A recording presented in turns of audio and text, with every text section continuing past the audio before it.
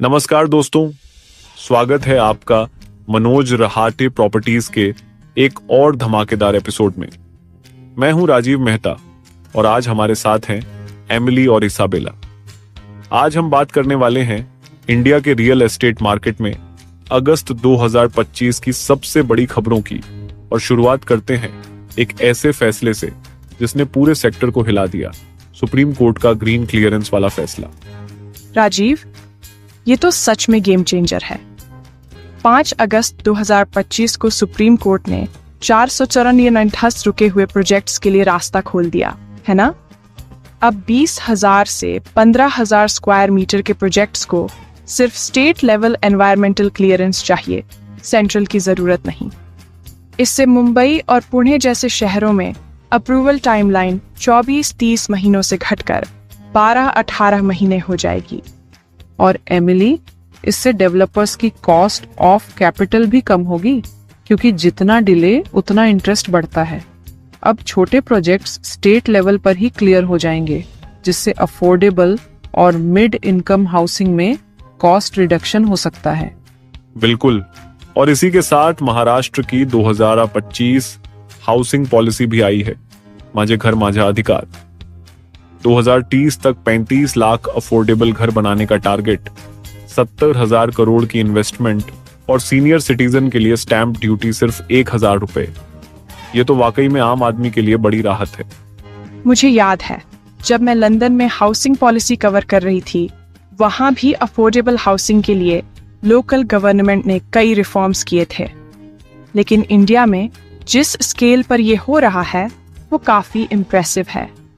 Rent to on model और self development के लिए 2,000 करोड़ का एलोकेशन, ये इनोवेटिव अप्रोच है। और ये सब दिखाता है कि गवर्नमेंट की इंटेंशन क्लियर है, आम आदमी को घर मिले। मुझे लगता है ये पॉलिसी महाराष्ट्र के रियल एस्टेट सेक्टर को पूरी तरह ट्रांसफॉर्म कर सकती है। सही कहा इसाबेला।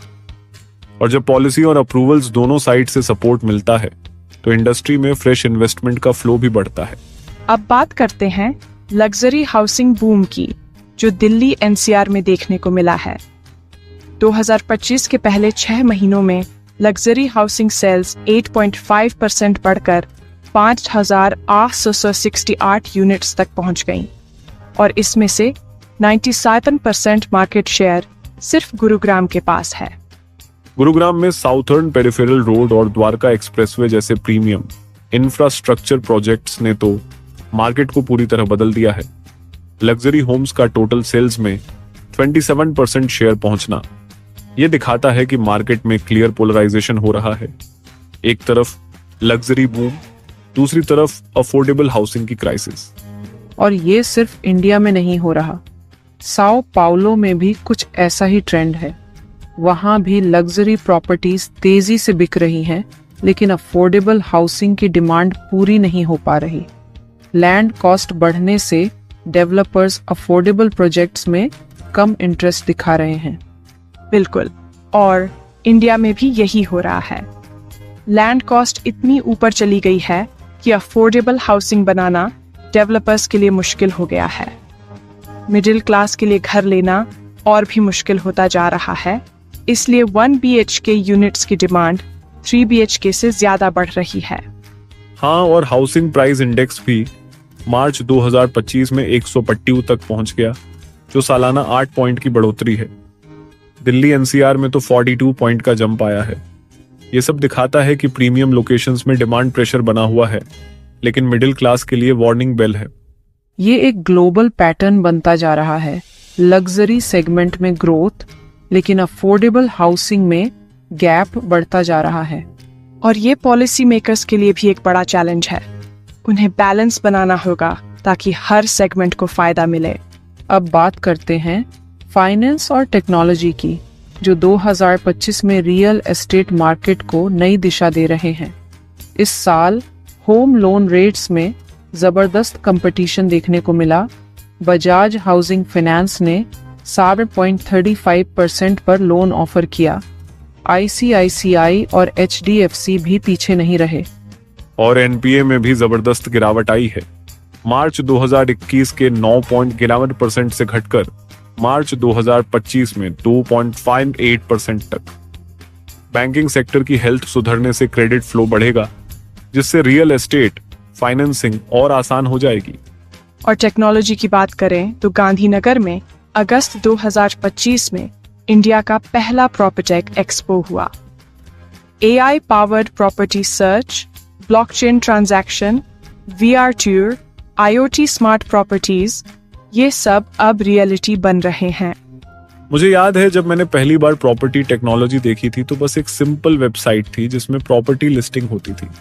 अब तो AI और ब्लॉकचेन से लेकर VR टूर तक सब कुछ बदल गया है। ये डिजिटल इनोवेशन अब इंडियन प्रॉपर्टी मार्केट को पूरी तरह ट्रांसफॉर्म करने वाला है। और ये सिर्फ डेवलपर्स के लिए नहीं, बल्कि बायर्स और इन्वेस्टर्स के लिए भी गेम चेंजर है। टेक्नोलॉजी से ट्रांसपेरेंसी, स्पीड और कस्टमर एक्सपीरियंस तीनों में सुधार आ रहा है। और फाइनेंसिंग की बात करें तो बैंकिंग सेक्टर में लिक्विडिटी और कंपटीशन के चलते होम बायर्स के लिए ये गोल्डन अपॉर्चुनिटी है, खासकर फर्स्ट टाइम बायर्स के लिए। तो दोस्तों, आज के लिए बस इतना ही। इंडिया का रियल एस्टेट मार्केट तेजी से बदल रहा है, पॉलिसी, टेक्नोलॉजी और फाइनेंस तीनों फ्रंट पर। लेकिन अफोर्डेबल हाउसिंग का चैलेंज अभी भी बना हुआ है। आने वाले एपिसोड्स में हम और गहराई से इन ट्रेंड्स को एक्सप्लोर करेंगे। राजीव, इसाबेला, आज की चर्चा शानदार रही। सुनने वालों का भी शुक्रिया। धन्यवाद एमिली, धन्यवाद इसाबेला। और दोस्तों, जुड़े रहिए मनोज रहाटे प्रॉपर्टीज के साथ। अगली बार फिर मिलेंगे नई खबरों और एनालिसिस के साथ। बाय एमिली, बाय राजीव और सभी श्रोताओं को अलविदा।